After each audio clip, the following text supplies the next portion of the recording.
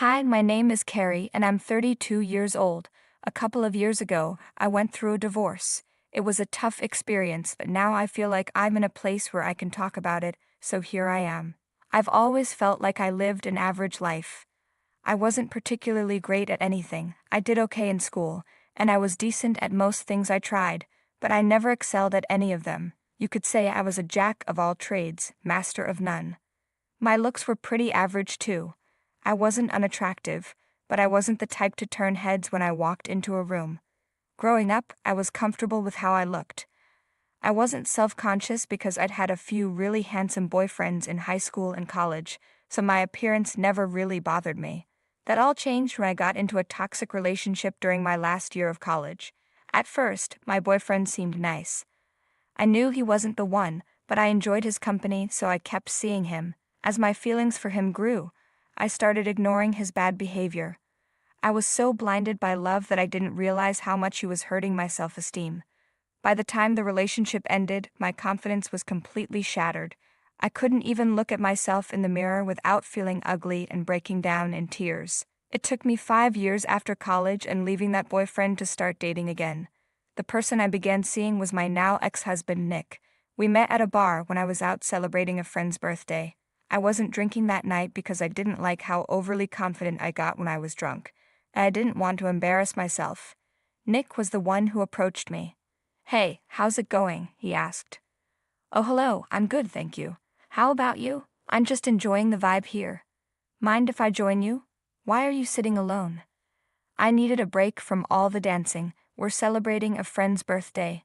It looks like they're having a blast. They really are. They're all single, by the way, if you're interested. Why go to them when I'm already talking to the most beautiful girl in the world? You must need glasses if you're talking about me. My eyesight's fine. I could have talked to them, but I chose you. Oh. How about this? Give me your number, and tomorrow when we're sober, we'll grab coffee. I like that idea. We exchanged phone numbers and continued chatting until Nick had to leave for work the next day. I felt a warm rush of happiness. No one had ever approached me like that before. In all my past relationships, I was always the one who started the conversation. Nick slowly began to help me overcome my insecurities. The next day we went for coffee, just as Nick had promised. He made me feel like the most beautiful woman in the world. The first thing he said to me wasn't even a hi or how are you. He looked at me in awe and said, "Wow, you're beautiful." I didn't think I could blush, but Nick made my cheeks turn red so often that it looked like I was wearing blush on purpose. We started meeting regularly after that, and soon we were dating. I felt so loved and appreciated. Whenever I was with Nick, everything seemed perfect. After dating for a year, we moved in together, and after 2 years, Nick proposed to me at the coffee shop where we had our first date. I was so happy that I said yes through tears. Our wedding was a small, intimate event with only our closest friends and family. For me, our relationship felt like a dream come true. Over those 2 years, Nick helped rebuild my confidence. He told me I was the prettiest girl in the world so many times that I started to believe it. He made me fall in love with myself again. That's why what happened later was so shocking and heartbreaking for me. During the first 2 years of our marriage, we focused on our careers. I worked at an accounting firm and earned a good salary, nothing extraordinary, but enough to support myself. Nick, on the other hand, worked for a big company and earned 1.5 times what I did. He was always striving for more promotions, and I admired that about him. We both agreed to work hard because we wanted to start a family soon. We stuck to our plan, worked hard, and saved up a good amount of money. When we started trying for a baby, I got pregnant within 2 months. Nick and I were overjoyed. I felt like I was living my dream life. I had my dream job, lived in my dream house, was married to my dream man, and was about to have my dream baby. It felt like I had everything I ever wanted. Of course, I was nervous about becoming a parent for the first time. One night, after a tough day at work, Nick and I lay in bed and talked about our fears. "You know, babe, sometimes I get scared thinking about being a mom," I admitted. "It's just overwhelming to imagine being responsible for another life." "I feel the same way," Nick said. "The thought of accidentally hurting our child terrifies me. One small mistake could mess them up for life." Definitely, I agreed. But kids are resilient. They're not as delicate as we think, and being scared of messing up just shows that we'll be careful and make things right when we do make mistakes. You're right, Nick said. When I think back, my father was absent a lot. It left a void that nothing could fill. I don't want that for our child. You won't, I assured him. I'll be right there with you through everything. We'll learn and grow together, and I'll hold you accountable, just as I expect you to hold me. I promise to always be there with you, my love. How did I get so lucky with you? Nick asked. The feeling is mutual, babe, I replied. We're in this together no matter what. We'll be the best parents we can be. Even though I was terrified, knowing that Nick would be by my side comforted me greatly. I was certain that no matter what challenges came our way, he would be there for me. But I was so wrong.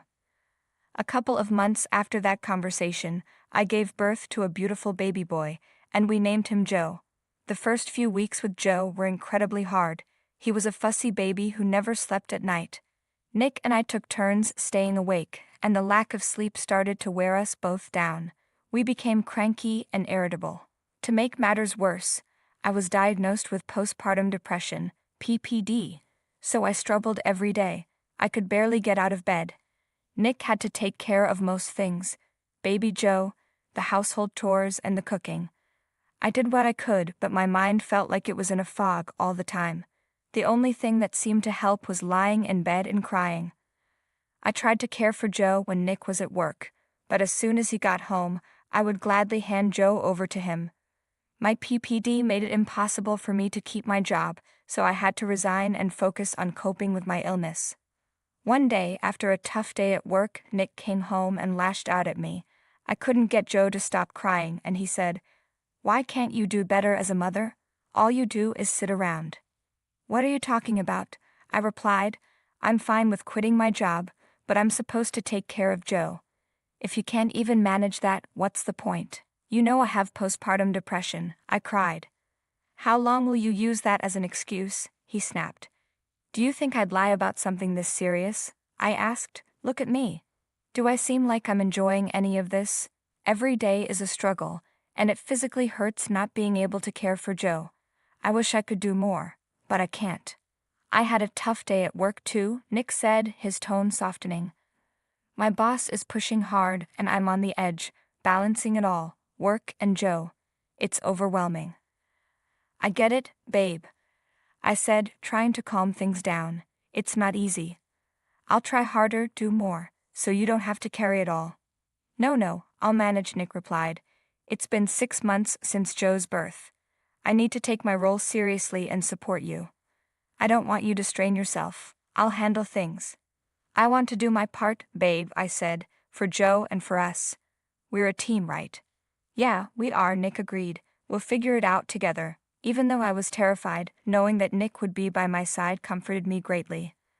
I was certain that no matter what challenges came our way, he would be there for me, but I was so wrong.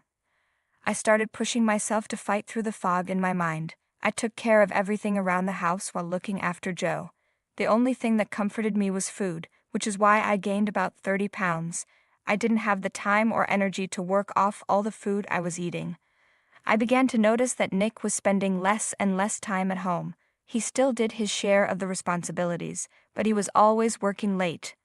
When he came home, he was too exhausted to talk to me or spend time with me. It hurt a lot because I was already struggling, and the one person who was supposed to be my support wasn't there for me. Every time I asked Nick why he was away so much, he said he was working towards a promotion for us.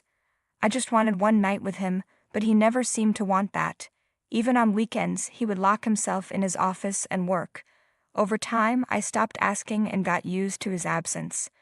One day, Nick surprised me by asking me to go with him to a work dinner.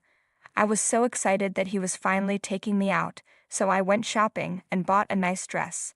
I got dressed up, dropped Joe off at my mom's place for the night, and expected a compliment from Nick, but Nick didn't say anything. I let it go, hoping the event would lift his spirits.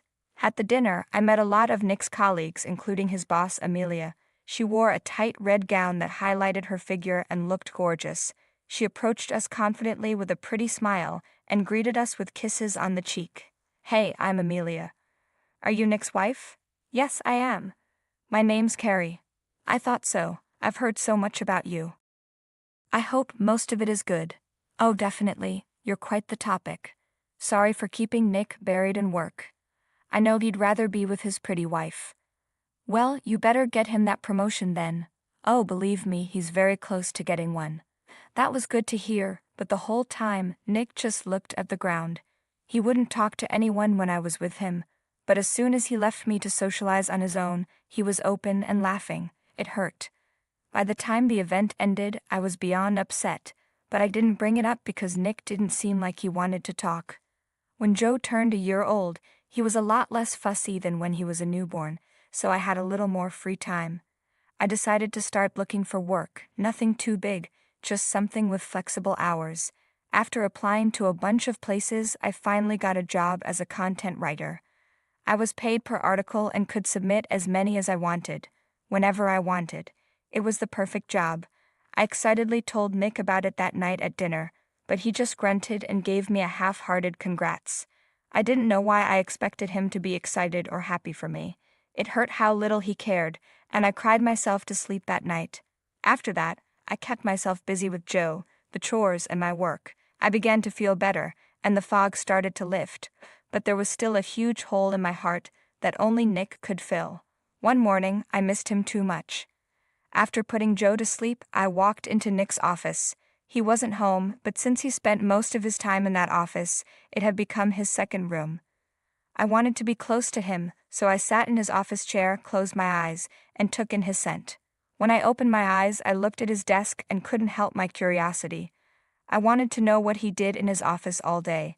That's when I stumbled upon a manila file that looked out of place among the loose papers in the drawer. I picked it up and looked inside. To my absolute horror, I saw divorce papers.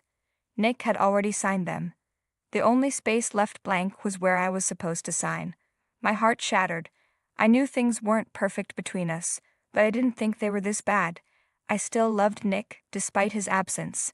I thought he was just stressed about work and raising a child, but asking for a divorce was too much.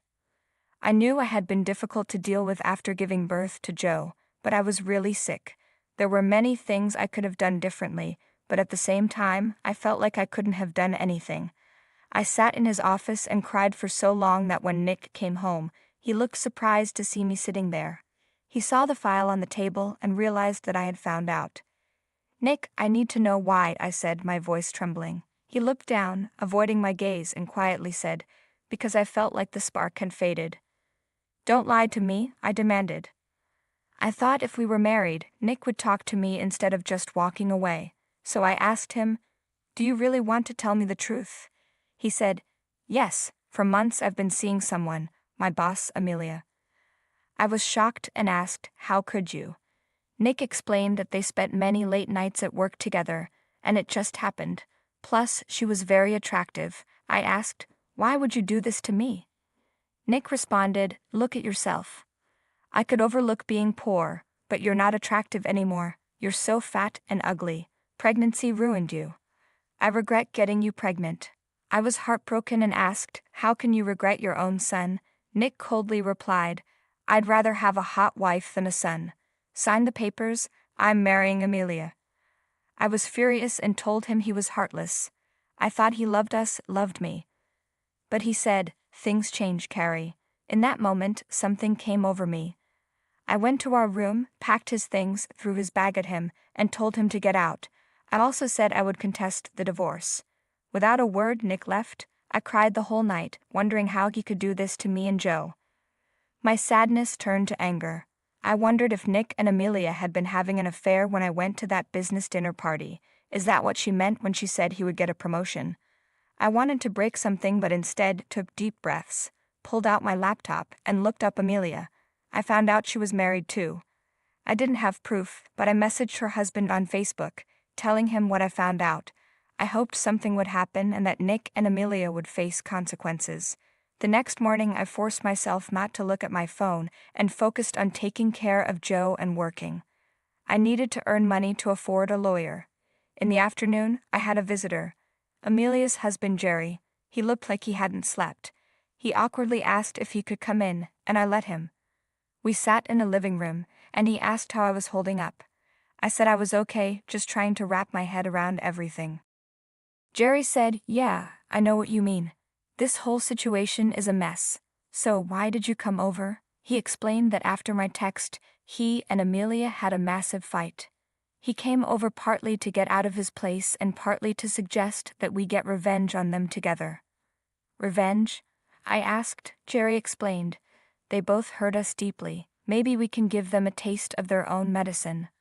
I agree, saying, Nick not only betrayed me, but he also hurt our son. I'm with you on that. They need to understand the pain they caused. So we started planning.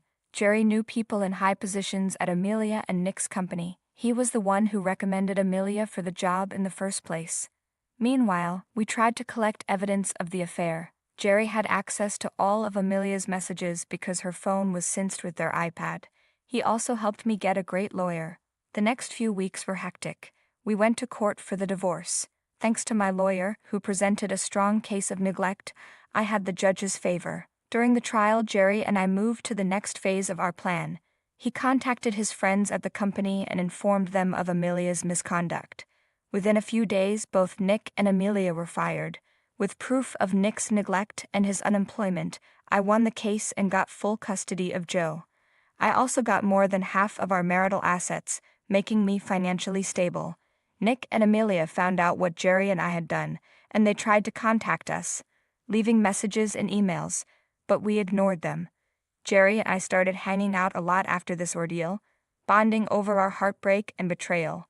Eventually, we realized we have feelings for each other. Nick's constant neglect made me lose my love for him, and his actions sealed the deal.